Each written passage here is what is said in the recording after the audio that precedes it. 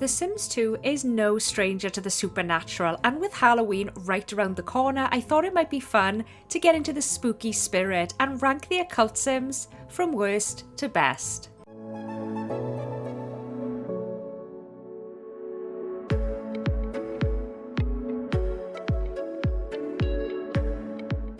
Hello everyone, welcome back to the channel. Happy to have you here as always. Now before we begin, I want to clarify a few things. I'll only be ranking playable Sims, so that excludes ghosts and the genie. I also won't be including Bigfoot as he's a standalone character, nor will I be including the hidden mannequin life stage, so that leaves us with just 7. But without any further ado, here's how I would rank the playable occult Sims from worst to best. Enjoy!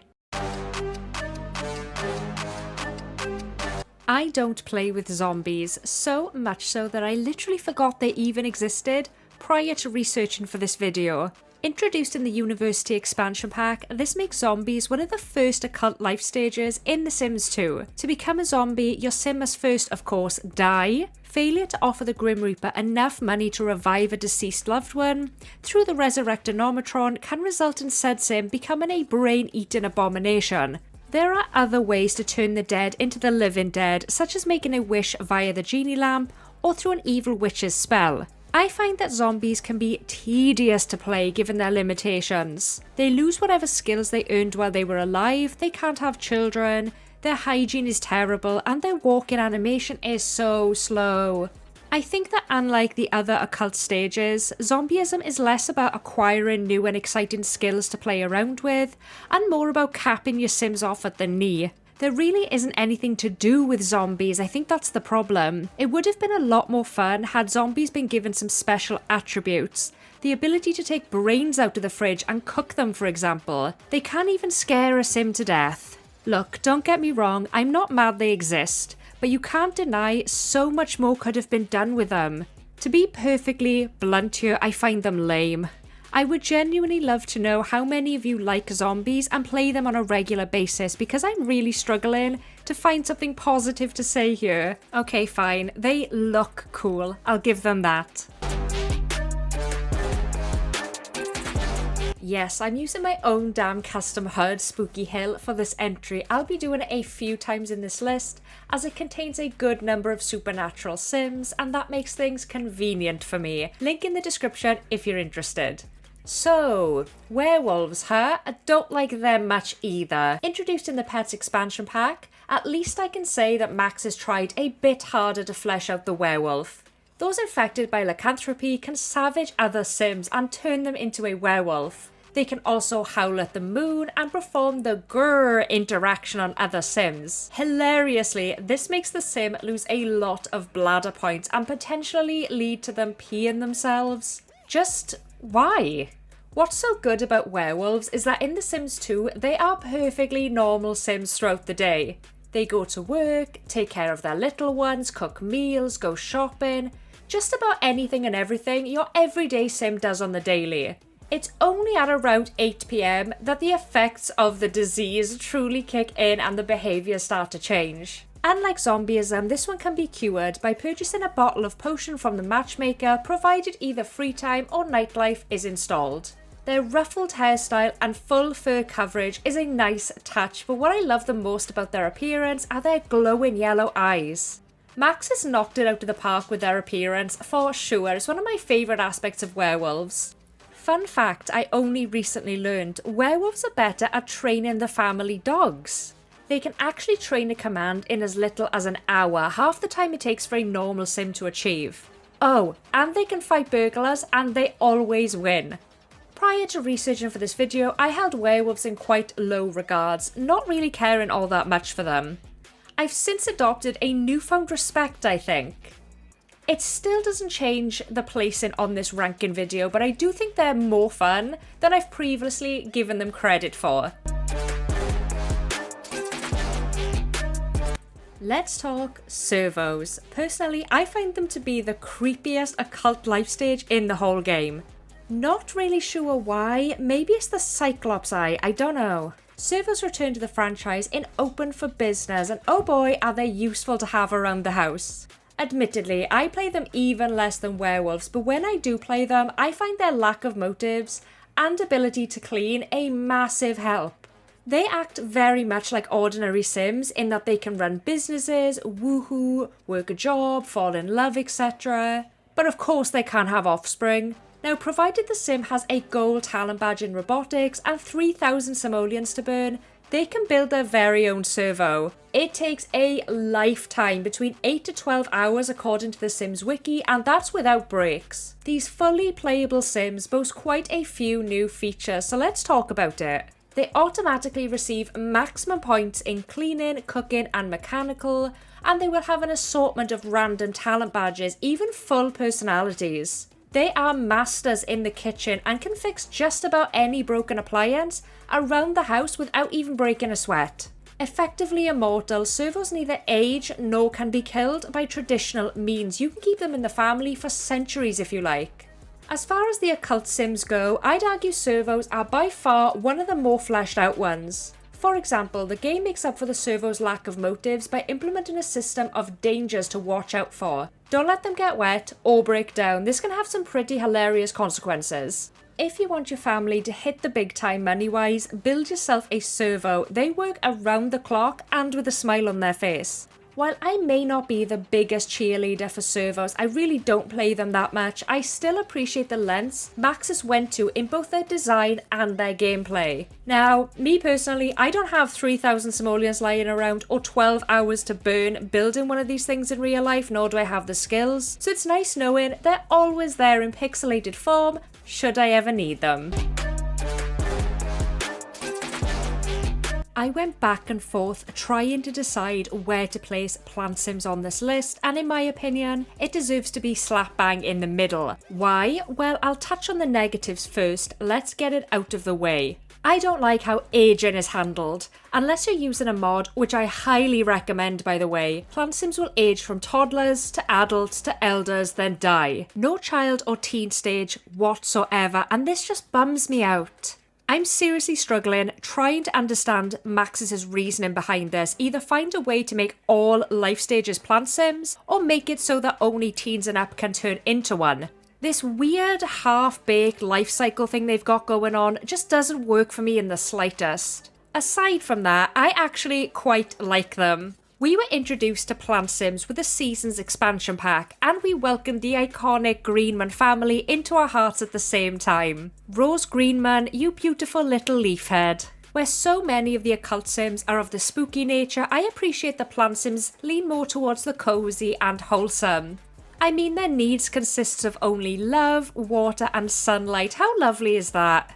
If you didn't know, it's the overuse of pesticides that can cause a regular Sim to turn into a plant Sim. This is something that takes time and patience, but the animation sequence is awesome and well worth the wait. Such a satisfying moment when it finally happens.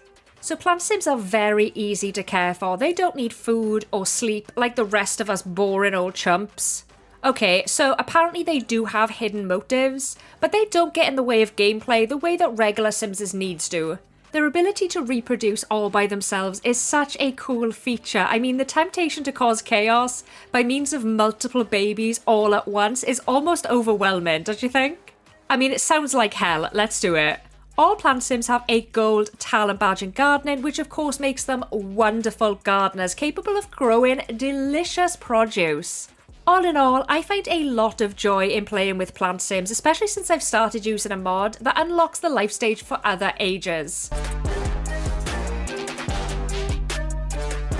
If you want my opinion, Nightlife is the cream of the crop in terms of Sims 2 expansion packs.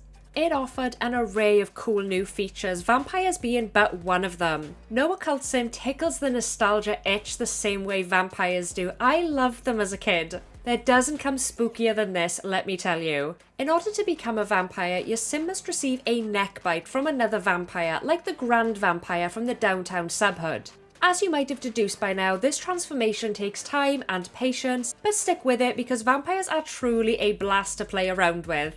Of course, it's mostly knowledge Sims who roll the one to become vampires, or any occult Sim in general. They be weird like that.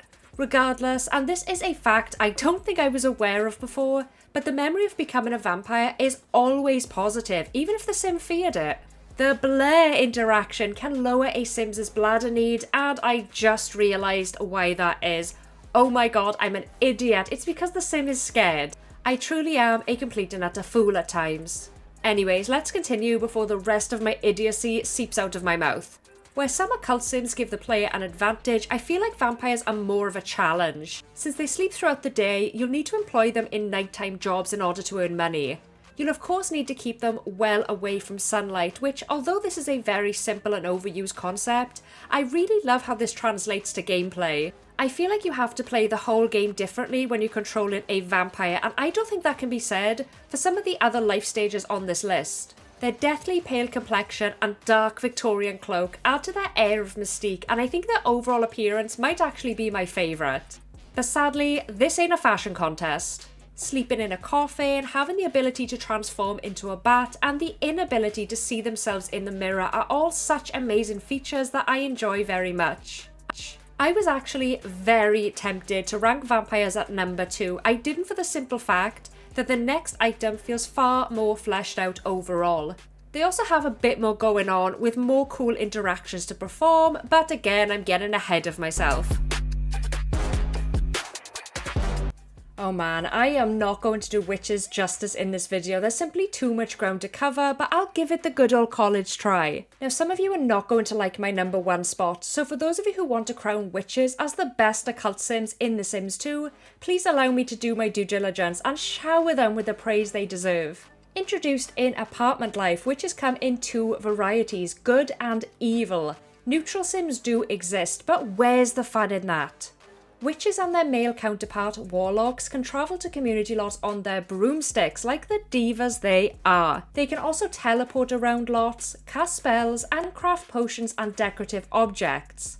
Spells are awesome. You can have so much fun making all the different regions and experimenting with both positive and negative spells. Spells include increasing motives, banishing vermin, summoning fireflies and butterflies, creating sunny weather, curing illnesses, summon a spectral cat, make another sim fit, and turn another sim into a witch. And that's just the good spells. The evil ones are truly unhinged. These baddies can literally set objects on fire, summon a swarm of disgusted roaches, and make other sims act like chickens. All in all, there are 33 spells to mess around with here, and I highly recommend working your way through all of them. I feel like you can jump straight in and enjoy a zombie, or a plant sim, or a vampire, or a werewolf, but witches are something to study and conquer in The Sims 2. There exists a whole system surrounding them that even to this day I feel like I haven't fully explored. So in order to become a witch, you must first befriend one, ideally a witch of the alignment you wish to become. Upon successful transformation, they will receive both a cauldron and a spellbook in their inventory. You'll spend a lot of time at the cauldron preparing regions to use on spells. These regions look lovely and make for excellent decorative items. Mystic dust, crystallized moonbeams, and dragon scales are just a few that you can craft here. Now, it does take time to whip them up, but hey, what else is a witch gonna do with their free time? It can be a joy or a nightmare to be an ordinary sim on a community lot when a witch or warlock spawns. They'll either make it thunderstorm or clear the skies, depending on how lucky you are. So I complain about them a lot in my Let's Plays, but honestly, I kinda like them being there. The black robes and green aura of the evil witch contrast to the more angelic and sparkly aura of the good witch. Personally, I can't help but think of evil witches as the more enjoyable of the two. Even if I do feel bad for the torture they perpetually inflict on other sims, including their own loved ones. There's just something about their creepy idol and evil cackle that just makes them a real hoot, you know? It's also so cool that they can make cauldron exclusive objects. This, coupled with the ability to decorate with regions and potions, make playing witches a real experience. They truly act like an occult so different from the regular everyday sim. There are even fully explorable secret lots, and not to mention, if pets is installed, a witch can spawn a feline familiar that'll reflect their good or evil alignment. They come and go as cats typically do, but they are a nice addition to the game, even if their presence is somewhat limited. Since Apartment Life was the last expansion pack released for the game, it feels like Maxis gave it their all with this one. One last hurrah from the developers as a thank you to their dedicated players. The irony isn't lost on me here, call me a hypocrite if you must. Yes, I did place zombies at the bottom of the list for the simple fact that they are little more than a new skin and walking animation. And yes, the same can absolutely be said about aliens. And I freaking love aliens in The Sims 2. They are by far my most played occult. They were first introduced in the base game and have retained their iconography within the franchise as a whole. Even if you only briefly played The Sims 2 in childhood, chances are you remember the aliens. Be it Pollination Tech 9, Johnny Smith, or Pascal's alien baby. I think what makes them the best, in my opinion, is not their abilities, of which they have none, but their complex culture. For example, the role of the pollination technician is to perform the abduction and impregnate male Sims. Pretty dark stuff if you ask me. This alien civilization consists of colony drones, their role being to serve the birth queen. While this can't be seen in gameplay, these types of Sims only really appear in family trees. I respect the hell out of the developers for their creativity here. The storytelling possibilities are limitless when it comes to creating alien backstories, and this is why I really love The Sims 2. For storytelling. Their appearance is a bit weird. They have green skin, black bulging eyes, and teeny tiny little noses. Using a default replacement for the pollination technician makes aliens look both attractive and varied. So I recommend trying one out if you want some nicer genetic variety in your game. Unlike almost every other life stage on this list, Sims can't become aliens. They can, however, be abducted via the telescope or through the electro dance sphere. However, please note that the latter can only be achieved if the Sim has already been abducted before. The abduction cutscene that follows is hands down my favourite in the game. It's just so shocking when it happens. I can't think of a better way to celebrate aliens than Strangetown. It does a marvellous job at showcasing their unique background, culture and appearance, and I have a real soft spot for the Smith family. I find their rivalry with the Grunts to be one of the best storylines in the entire game. Aliens are such a big part of not only The Sims 2 but the franchise in general. Take a look at the Caliente sisters with their alien heritage, or the mystery surrounding Bella Goth's mysterious abduction. There's even an alien crash site hidden on the mountain in Desiderata Valley. Again, you can absolutely choose to ignore this, but why is it there?